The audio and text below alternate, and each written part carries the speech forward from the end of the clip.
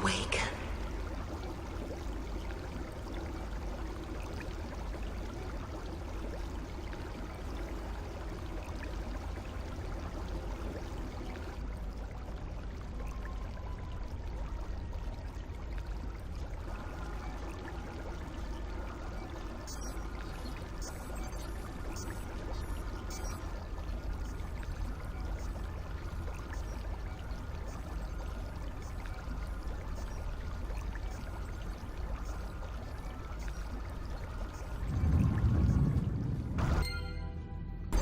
Hello people of the internet, this is Shaky Jake, and I really need a catchphrase.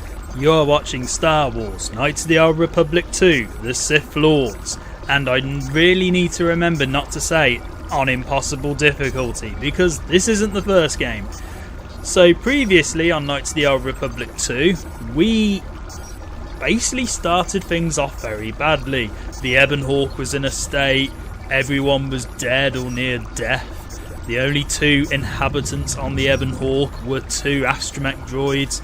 It wasn't a great start, let's be honest. I think we'd all been partying the night before and things got a bit crazy and out of hand, and we crashed the Ebon Hawk and things went rapidly downhill, and we had a major space hangover that day, compared to the first game anyway, because we've only just taken control of our main character. So, let's get on with it. And even our main character's bored because he's stretching and yawning, so let's carry on. So, oh, the camera's a little bit wonky there, I'm not quite sure why, but here we go.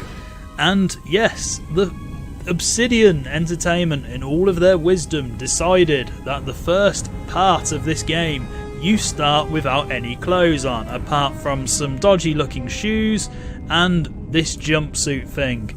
Yeah.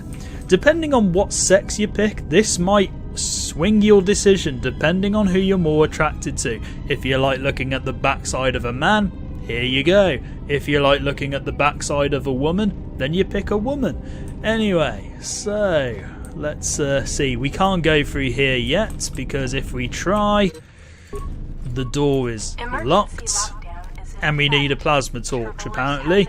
Can we kick this door down? No, we cannot. We can just look like a bit of a fool. So let's go through here because I don't think we can go through the morgue. Not quite sure why we would want to go into a morgue, to be honest, but whatever. Looking at the first part, I think I'm going to have to record over the actual prologue, potentially, because I was having to fight with the Ebon Hawk's computer voice, assuming it is that, for an absolutely long time, and I didn't actually get to talk about why I love this game so much and why it resonated with me throughout my entire teenage years.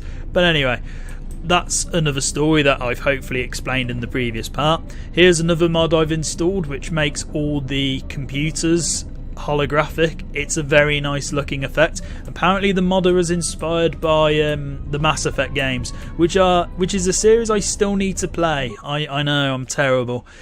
So I'm going to keep quiet for a few minutes once I've done this, because there's a lot of talking in this game. Just throwing it out there, there's so much talking. So I've just looked at the patient logs. Every single one of them deceased, apart from one. And that patient happens to be me.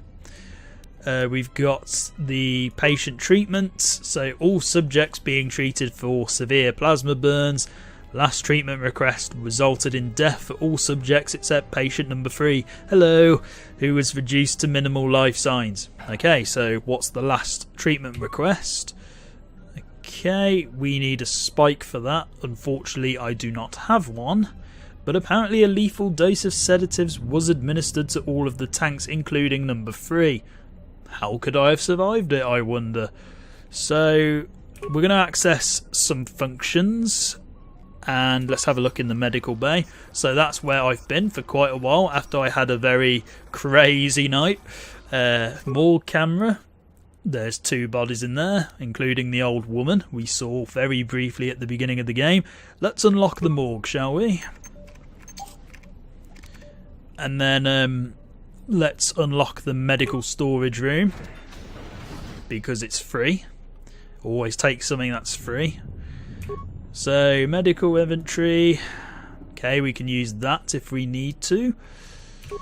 And yeah, let's look at the medical logs because this is going to take quite a while to get through. Still examining the survivors of the damaged freighter. Looks like it goes by the name of the Ebon Hawk. Only one survivor, placed in the KotOR tank for recovery. The carbon scoring on the vessel suggests it was in a battle, but no indication of who fired on it. Couldn't get much from the Nava computer. I'm surprised the ship was able to make it inside the Paragus asteroid field without the asteroid drift charts. Aside from the lone survivor, we recovered an old woman. No life signs. There was also a protocol droid and a utility droid on board. Sent both down to maintenance while security sorts through the other items on the ship. It looks like the utility droid, a T3 unit, was able to get the ship working enough to get to the colony. We're prepared to... I completely forgot that T3M4 was a utility droid, not an astromech droid. I'm sorry I got my Star Wars history wrong. Okay, let's listen to Access Log 25315, shall we? Could be a Jedi, but we won't know for sure until we get the transmission back from the Republic. If the survivor is a Jedi, that would account for the recovery rate. But I'm more concerned that a Jedi here may cause trouble. Some of the miners, especially KotOR, are already another accident today. A detonation in the ventilation tunnels.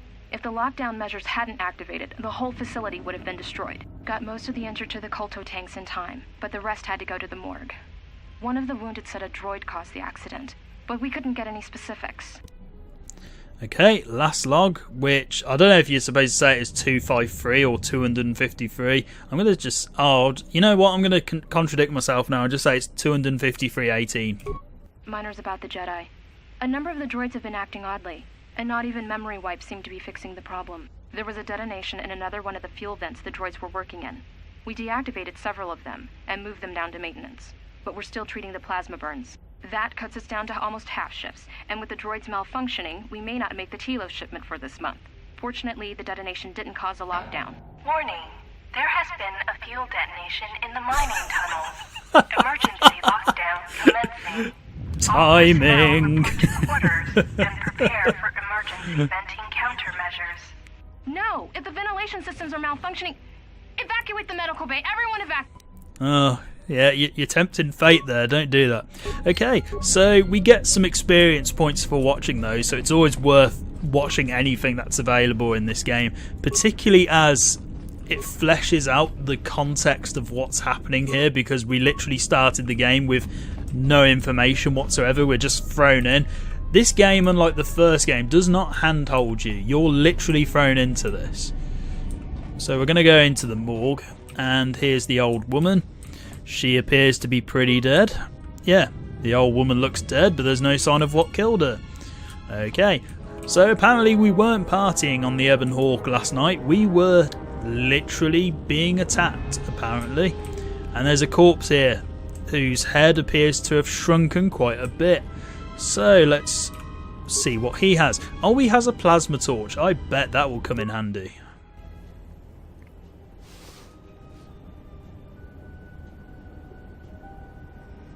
Okay, that's quite creepy. Don't sneak up on me. Find what you're looking for amongst the dead. Your voice. I heard it as I floated in the KotOR tank. Yes, I had hoped as much. I slept here too long and could not awaken. It may be I reached out unconsciously, and your mind must have been a willing one. Or perhaps you have been trained for such things. Slept too long? You looked dead when I came in. Close to death. Yes, closer than I'd like. You have the smell of the KotOR tank about you. How do you feel? Enough with the false concern. What do you want? I am Kreia, and I am your rescuer, as you are mine. Tell me, do you recall what happened?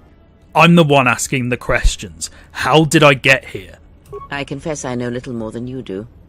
I do not know where here is. I do recall rescuing you. The Republic ship you were on was attacked, and you were the only survivor.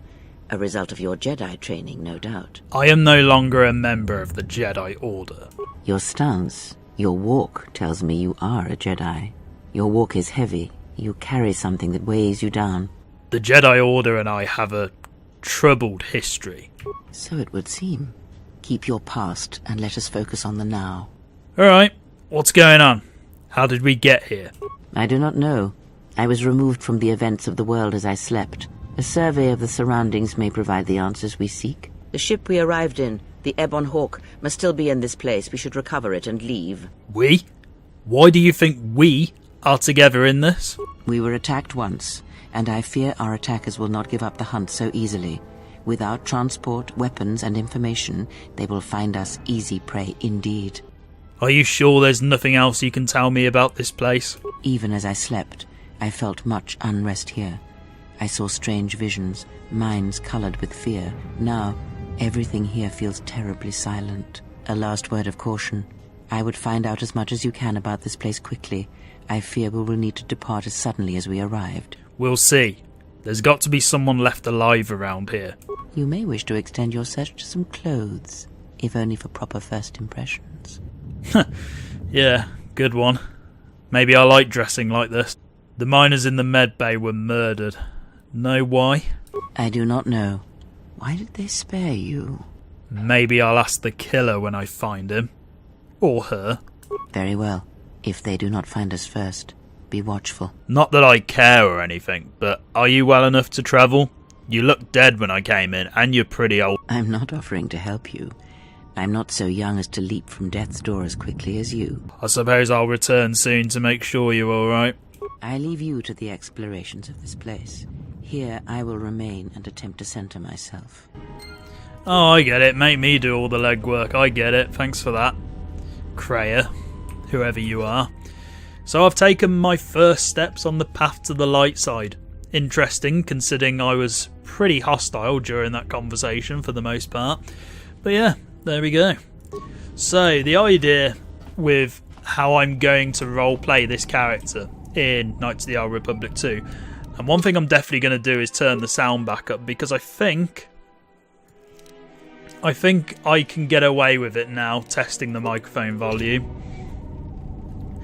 Because this game's pretty glitchy since the Steam update, the soundtrack lowers in volume the moment you get into dialogue choices, which is absolutely ridiculous. I'm not quite sure why it got so screwed up with the Steam patch and the Steam update, but whatever.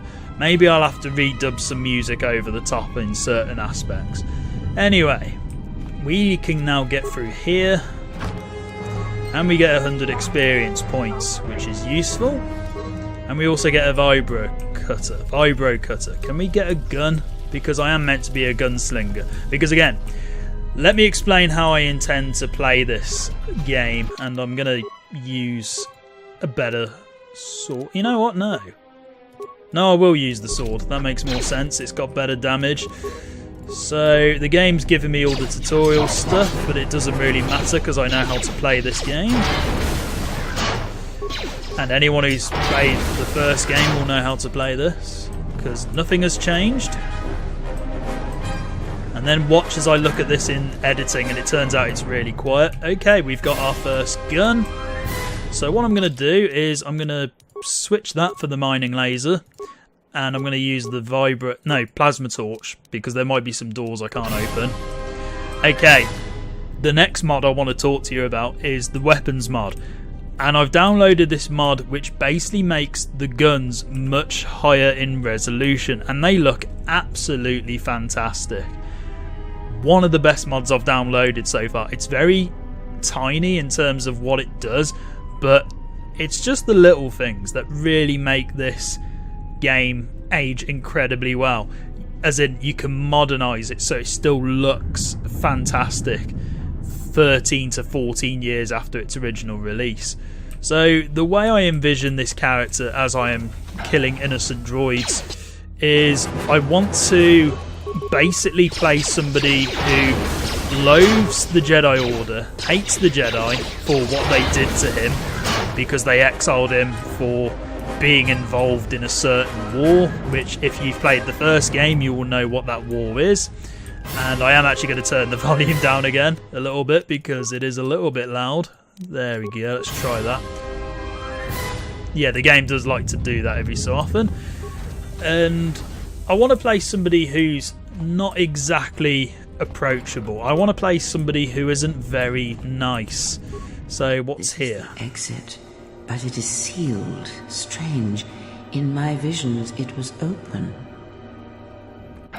Kreia? How odd. So the emergency hatch hasn't been opened. Right. Kreia just talked to me. Or maybe I imagined it, I don't know. But I'm going to go back to her and see what she was trying to tell me. So yeah, my character is going to be unapproachable. He's going to be very knobbish to everyone else. At least for quite a while he will be. I'm not going to say whether I'm light-sided or dark-sided though. Yes? What have you found? I keep hearing your voice as I explore this place. Ah, yes, I noticed that as well. It may be that our proximity during our long slumber may have had unforeseen consequences. I don't care. Just stay out of my head. Got it? I have little choice, and neither do you. It is an advantage to us both, and I suggest we make use of it. Just stay here and be quiet. And as you can see, the volume literally changes whenever you get into dialogue choices. It's very stupid. Whenever you have a conversation with a character in this game, ever since the Steam update, the volume just completely goes down, and it never used to do that on my disc copy or when it was originally on Steam. It's really bizarre. So my character, as you can tell, is not a very nice person. He hasn't really talked to anybody for quite a while, and we can't open this security locker because we have no security skill. So let's have a look at the security records, which we have quite a number of. Is this thing on? Alright, all hands, especially you, KotOR. Listen up, because I'm not gonna say this again. The next one of you Juma heads to try and smuggle a blaster, or so help me, any sort of military-grade frag weapons into my facility is gonna take a long walk out the airlock. Why? Because in case you forgot, Paragian fuel explodes at high temperatures. That's what blasted that chunk out of Paragus 2 and created this asteroid field. So if I catch any of you with anything other than sonic charges or mining lasers, I'll burn you and your contract. Security out. Interesting, okay. And according to one of the miners, it was because one of the sonic charges went off prematurely. And like before, it was one set by a mining droid. The three idiots were grouped so close to the charge it might as well have been a grenade going off. The blast turned their bones to dust.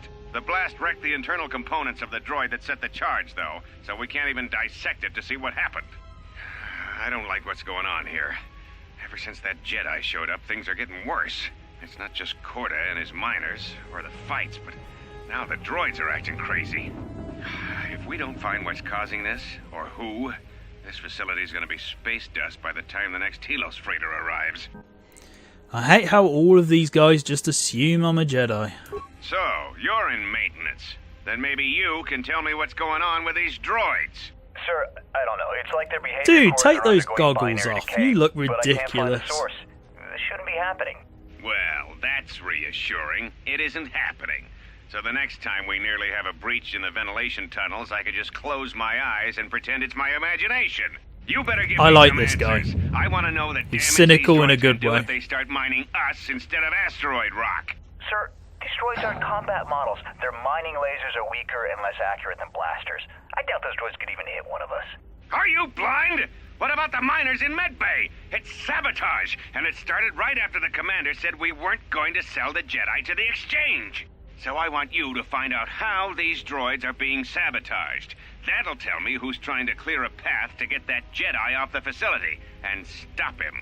In the meantime, make sure the security's armed with all the ion and sonic charges you can find. If those droids start coming after me, I'm gonna need more than low-grade mining lasers to take them down. Clear? Yes, sir. Maintenance control out. Idiot. Right then. Let's see what else is happening. I installed an override switch to shut down any droids on this level, just in case someone locks me out of the administration console. As added insurance, I tied the override switch into the circuit to the holding cell door. It'll make sure it can only be opened if all droids in the level are shut down. I doubt KotOR or any of his men have the skill to pull off something like this, but I'm not taking any chances while we're sitting in the middle of this asteroid minefield. Whoever's responsible won't be able to have the droids rescue him after I lock him up. Nothing will cut through that door. He'll be trapped. Okay. I secured the stealth field generator inside one of the footlockers in the security storage room. If I have the specs right, the interface field should be effective against the droid's sensors. All I need to do is equip the belt, and some skill with stealth in order to use it. Foreshadowing. As long as I don't get too close to the droids, they shouldn't detect me. If any more droids start malfunctioning, the belt should buy me enough time to get to the override switch I set up in the communications blister console. I'd rather shut them down than destroy them. I want to find out how these droids are being sabotaged. Maybe even turn them against whoever's sabotaging them. That's everything. So let's return to the main console. And we got the camera here. Oh, look, there's me. Hello. And then we've got some droids in here. Got the communications blister, the holding cells, with a very strange looking person in. Yeah.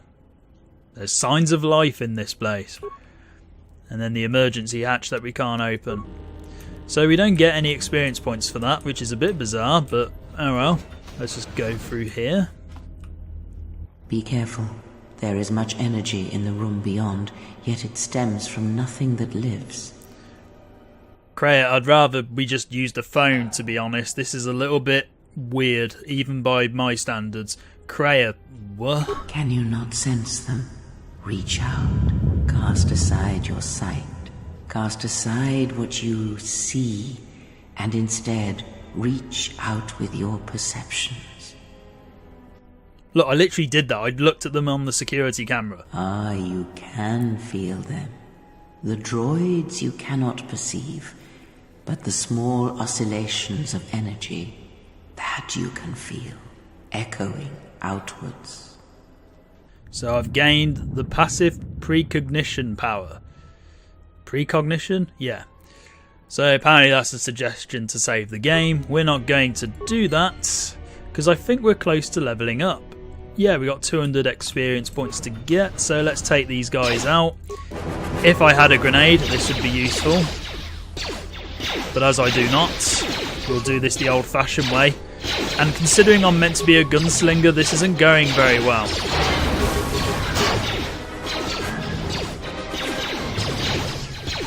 Oh god, okay, we actually do need to use a med pack because I'm an idiot. Come on. Ah, you hear it. It is fate, but it is there. Must you interrupt me in the middle of a fight, Kreia? I feel strange. Like the sedatives are wearing off. It is the Force, you feel. It has not been so long as for you to forget. I don't know, but it doesn't feel like it did. It feels like it is coming from across a great distance. Do not turn away from it. Listen. Feel it echoing within you. Come. I shall guide you down the familiar paths. You will need it if we are to survive and escape this place. I'd rather not if it's all the same to you. I really don't want to get involved in the Jedi Order ever again. I don't want to touch the Force. I just want to live my innocent life. But here we go. We can level up now. So let's do this the good old-fashioned way before I have to surrender myself to the Force again. And yeah, I'm going to leave all of this until I've got security points. Presumably one of them would have had a grenade in, but as I haven't got any security and I don't want to have more broken items, I'm not going to risk it. And there we go, our gunslinger tactic is working quite nicely at the moment, because I've never really done this before. I'm usually used to using a sword at this point. Oh yeah, and I probably should level up, shouldn't I? Haha. Okay, so we've got Force Sensitive for the first time in a decade apparently, and Unarmed Specialist. Recommended, basically just gives me the same stuff. We're going to upgrade Demolitions because I definitely need that. And I'm going to... Recommended normally gives you Stun Droid, I believe. Yes, that seems reasonable to be honest with the amount of droids we're experiencing. So I'm just going to double check my difficulty. Yeah, it was on normal. Let's revert that back.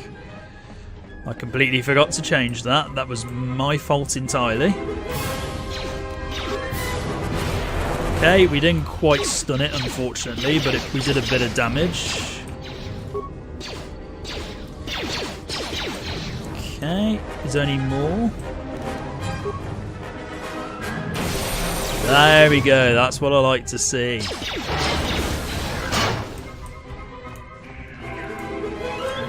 Okay. I do find the combat music here quite obnoxious, but we're going to roll with it anyway.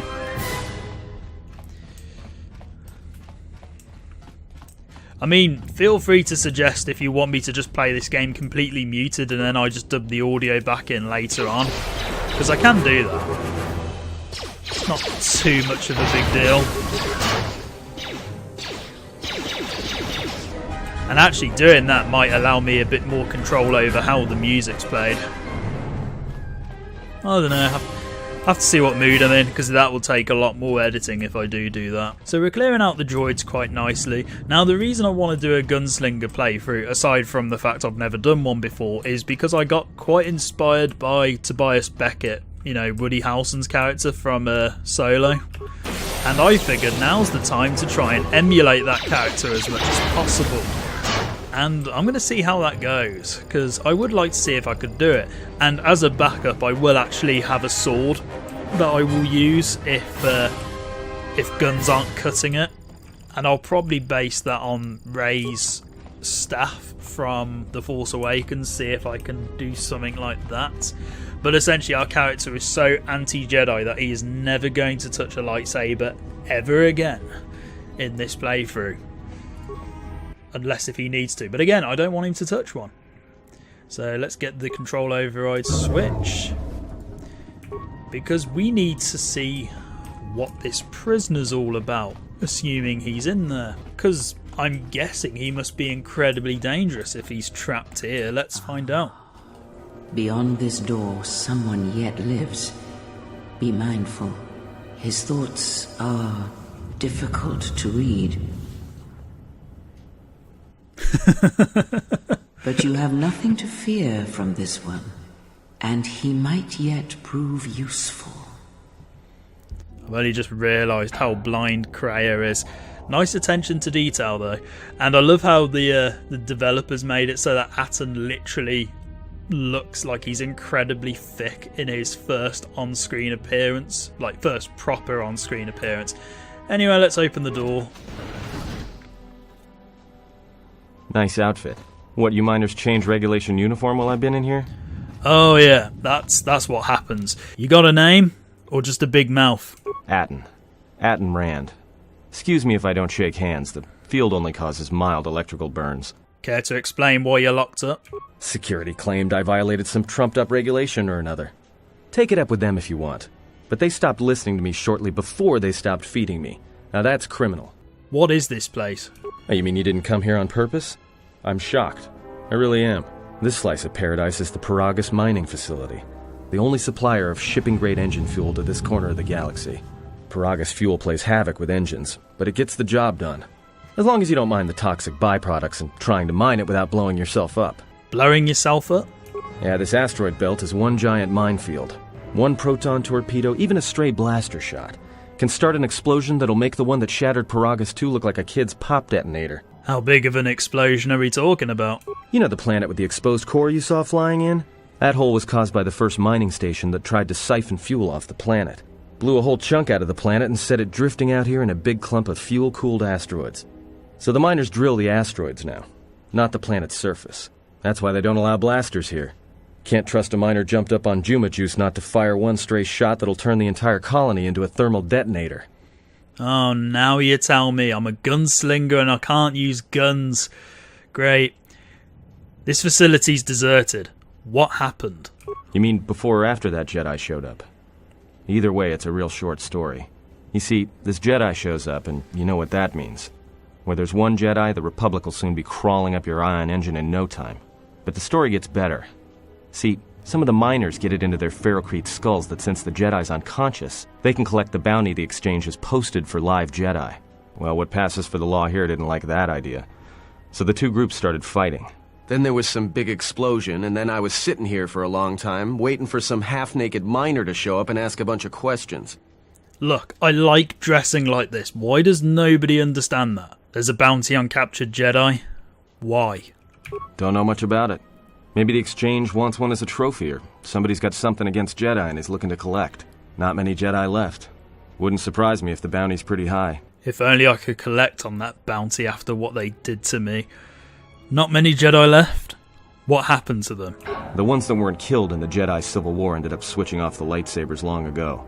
Word is there's not even a Jedi Council anymore, but who knows? I had heard rumours of a war, but a war between Jedi? Yeah, Revan, Malak, and the Jedi that went to join them in the Mandalorian Wars. They turned against the other Jedi and had a scrap that almost laid waste to the galaxy. Where have you been? I've been away since the Mandalorian Wars. Well, I wasn't there, but like all Sith, Revan and Malak turned on each other.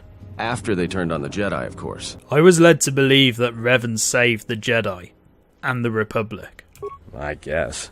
There's rumors all over space about it. All I heard was Revan returned to pay Malak back for trying to kill her in the first place.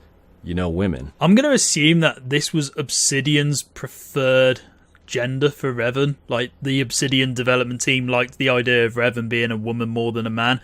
But in my universe at least, Revan was a man. So, how long have you been in that cage? Revan was a man, not a woman. Maybe you're right. Maybe I just hoped Revan was a woman. Okay, fair enough. This discussion about Revan is pointless. I need to know what happened here. Look, no offense or anything, but your weird half-naked interrogation isn't my idea. Hey, wait a minute. You're that Jedi the miners were talking about. Where is everybody? Well, I never said that. I never said I was a Jedi. Stop playing dumb. You must have seen what took place. From my beautiful view in this security cage? Look, I heard some explosions, some emergency alarms, some toxic gas pouring out of the vents. Maybe none of them survived whatever happened. And if they're all gone... Look, hey, let me out and I can help you. I can. I've gotten out of trouble countless times. How could you possibly be of any use to me? Just in case you don't understand the trouble we're in, let me lay it out for you. This facility is a series of mining tunnels dropping kilometers into the asteroid's core.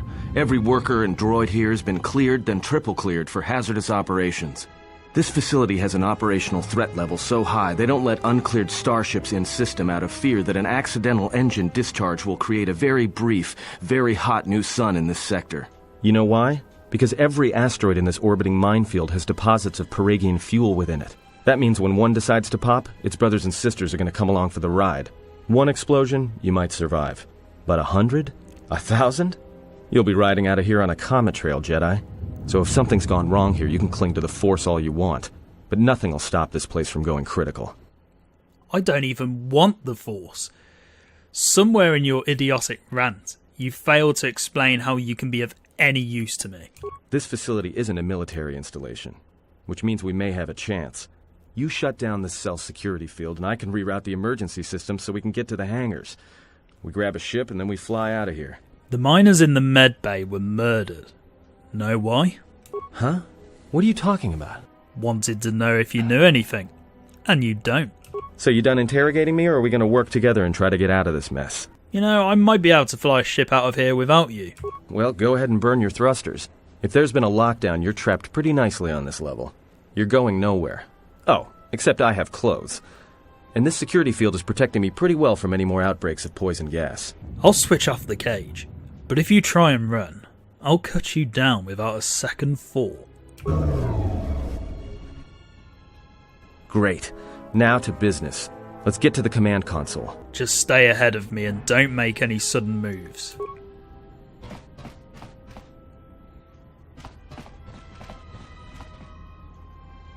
Alright, here we are. Now this console is set on automatic hail. You may have heard it when you came in. The asteroid drift charts are constantly being updated, so it sends out a transmission to incoming vessels so they don't get crushed into space dust. The hail warns them to keep their distance until orbital drift charts are transmitted, and then provides docking instructions to incoming ships, usually freighters. Thing is, you can bounce that same transmission back to the comm here, and suddenly you've got access to the communication system from the inside.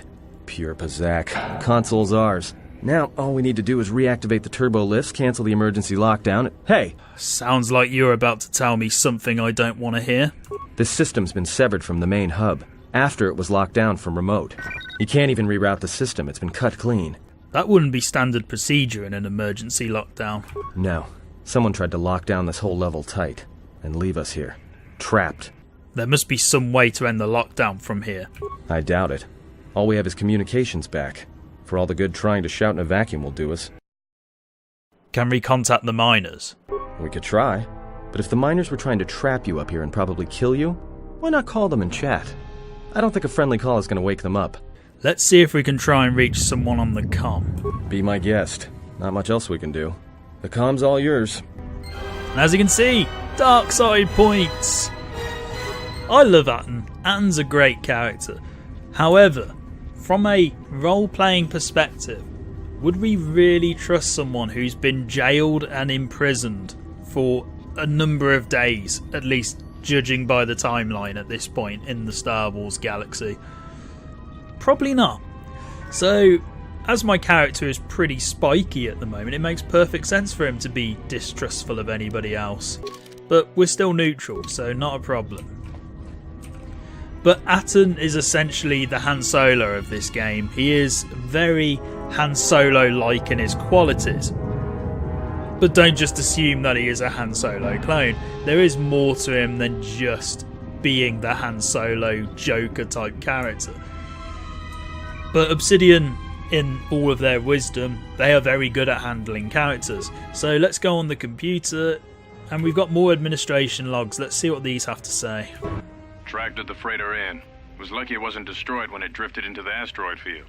Not much on board. One damaged droid, one annoying protocol droid, and a lot of bodies. Sent the survivor to medical and the others to the morgue. Didn't recognize the ship's ID code, so we transmitted it to the Republic for some answers. Questioned the protocol droid about what happened. Says his master, the survivor I guess, was on the Republic ship the Harbinger when it suffered an engine failure. He says the survivor was a passenger on the vessel and a Jedi. If so, that's gonna mean true. Inventoried the bodies and cargo. Everything matches the protocol droid's story. The T3 droid had seized up, so he left it in storage and standby mode. Don't know what code will access it. It could be it's voice activated for all we know. We put the protocol droid to work in maintenance, sorting the mining droid comm routines and updating the recognition sensors. And to shut him up. When the survivor recovers, hopefully we can get him off this station before there's trouble between the work shifts. Word of the Jedi leaked out and the miners aren't sure what to do with him. KotOR's mining crew wanted us to collect the credits for the bounty the Exchange has on Jedi, but I put a stop to that. We're contacting Telos to get the Republic records on the Jedi, but nobody will know word from the Republic. But I've sent out a broadcom transmission for records on this Ebon Hawk. One of the miners said it used to be a smuggling vessel. Accidents are making the miners restless. The droid behavior course must be undergoing some kind of binary decay. 2 miners were drilled by a droid's mining laser, and those blasts in the ventilation tunnels nearly caused the whole facility to blow. There's a lot of static in these logs here. Okay, so comm system. Nobody in the dorms. What about the hangar? As we access Hangar Bay 25, there's some low-pitched whistles and beeps. All good. Is anyone there? Answer me.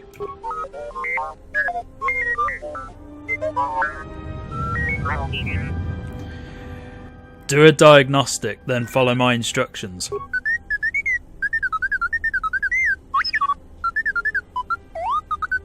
We're trapped up on the administration level. Can you unlock the turbo lifts?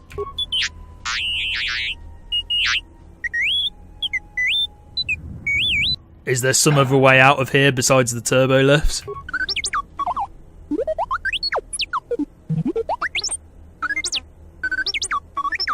I'd rather risk it than be trapped up here. Don't question my orders, just follow them. And yes, I do like to cheat with dialogue options occasionally. Sometimes it makes sense to say more than one. In my head, obviously, because I can't say more than one. Okay, it wasn't quite as clear in the prologue, but T3M4 has had a bit of a makeover in my particular run this time around. He looks more like R2-D2. And yes, this does destroy a little bit of credibility for the game because he normally looks a lot more battered and beat up as opposed to new and shiny with a new R2-D2 paint job, but I quite like this mod. It looks very nice and we're going to stick with it because I'm quite bored of the vanilla T3M4 look and I just wanted something a little different. So we've got a number of choices for where we can go. I always go this way first. And the shock arm. I'll show you this after I've done combat because this gets incredibly loud. So you'll notice that T3M4 has a bonus weapon in his arsenal, and it's called the droid shock arm. This is the most overpowered weapon in the entire game because it has unlimited uses. It's pretty powerful, particularly in the early game, and because of that, T3M4 is a beast, and he's hugely improved compared to the first game where he was pretty much useless after the first part where you got him. Here he actually warrants his existence, and I know that sounds really harsh because T3 is an awesome character, but he didn't really have much scope in the first game. Here he's been improved tremendously, and I love that Obsidian actually made him a lot more viable in this game. In many ways he steals the show because of how awesome he is, and because he's one of the few characters that the player will recognise from the first game, because there's only a few characters that return from the first game in the sequel. There we go, T3M4. I'm actually grateful the combat music isn't playing as much at the moment because I can hear myself talk, which, you know, it's not the greatest thing ever, but I do like to be able to hear myself when I'm recording. But again, because of the way the Steam update kind of messed the sound around, it's a little bit unfortunate and irritating that it's happened the way it has. So let's kill a few more droids. We haven't got an ion grenade, unfortunately, because that would be good for droids round about now. And as you can see, the shock arm is incredibly overpowered, and we've got a data pad.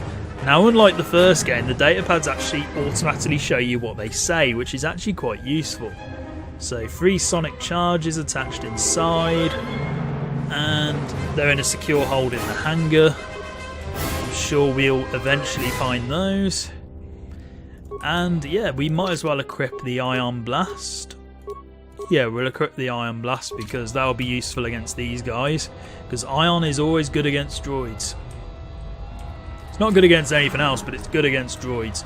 And what I like to do, as I've said in the first game when I played through that, I always like to try and uncover as much fog as possible on the map that's located here, because I've got a bit of exploration OCD. And we've got more droids again. Oh, and they have shields too. That's handy for them, not so much for me. But no matter, we can just use the shock arm and it takes a lot of their health off.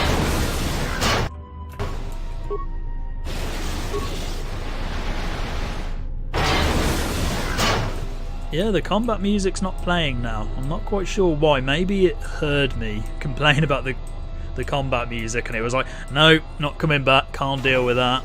Can't deal with people who don't appreciate my art. So, I have a mine. Can I set one, is the question. Skill too low. Not if I lower the difficulty, game. And this is what I mean. I don't know why Obsidian made certain stuff like this hidden behind certain difficulty settings, but it's absolutely ridiculous. So let's put that back up. Oh, free CFD. No. Suffered irreparable damage. You were going to be my best friend, 3CFD. I don't know where your hyphen went, but you were going to be my best friend. Oh well, rest in peace, comrade. You did well helping us with the Ebon Hawk at the beginning. And you fulfilled your role as the tutorial character.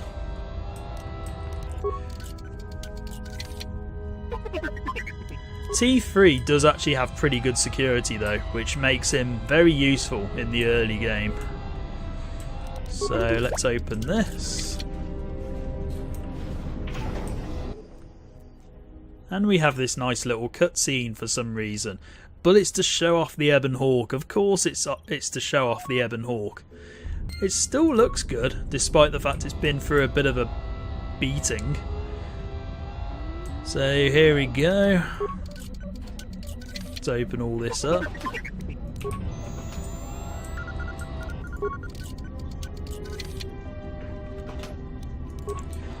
Okay, what's on the hangar control?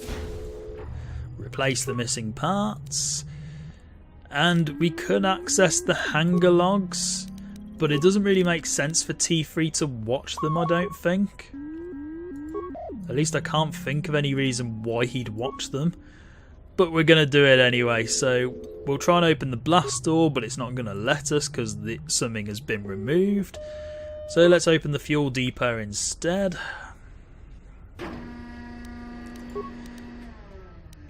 And you know what? I am actually going to watch the hangar logs.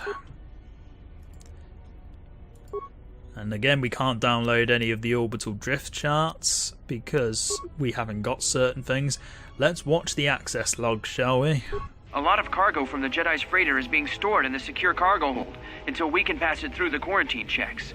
And as requested, all the programming spikes the security officers wanted confiscated have been stored there as well, to prevent further system compromises.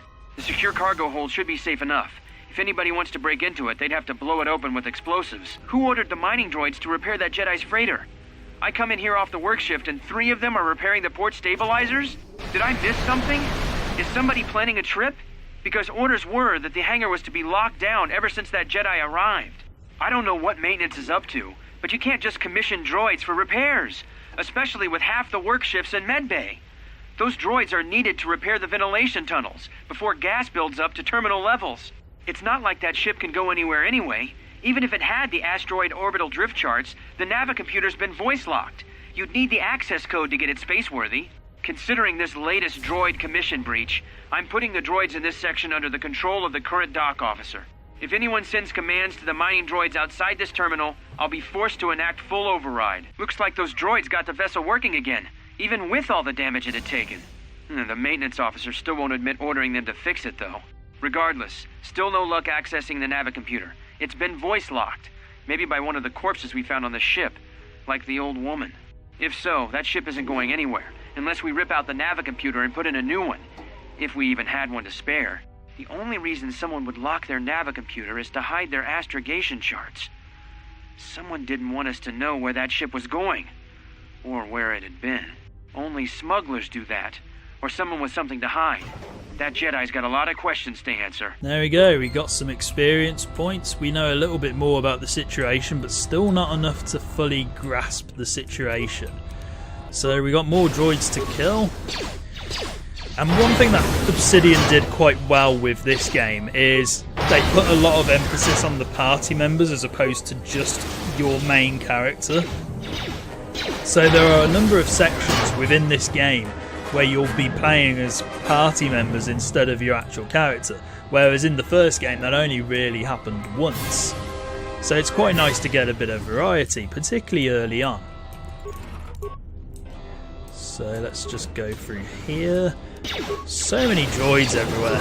By the end of this game you'll have a phobia of droids. Okay, the droid didn't attack then for some reason, but that's absolutely fine because it meant I could kill him. Security failure, can I open it? Yeah, there we go.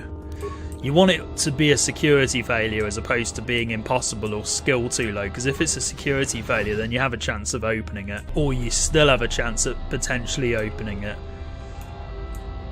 But I think we're getting pretty close to the end of this section, because T3's bit here isn't particularly long.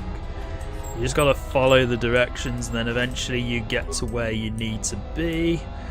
So I'm going to access this terminal over here, which is a lot harder to see with this mod I've downloaded, but it is definitely there. And again, we can look at the cameras, we can call up the system log, series of explosions within the Paragus mining facility. Okay, emergency schematics. Open the emergency hatch on the Paragus administration level, that's what the odd human said. So let's log out.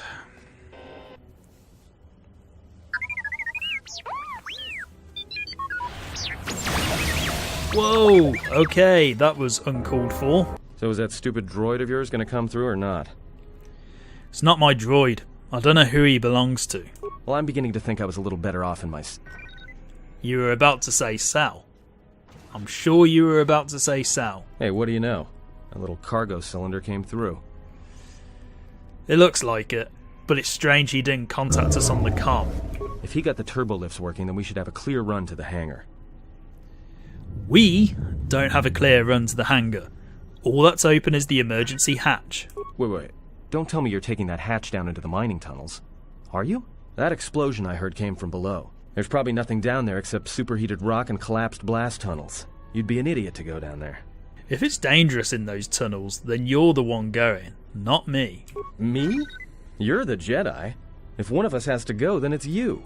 Guardians of peace and justice throughout the galaxy, last I heard. The Jedi Code doesn't apply to fallen Jedi, so don't make me any angrier, or there will only be one of us standing here. There's no way I'm going down there. You might as well lock me up again if you freed me just to throw me into a nest of Gundarks. Forget it then, you coward. I'll find a way out of this mess, then leave you on this rock to die. I'll take coward over stupid any day. I'll keep the comlink on just in case you need some help. Not that I'll come running, mind you. So we've received a comlink, which makes more sense than Kreia speaking to us through her weird Jedi mind tricks. Okay, so we've got some dark side points there.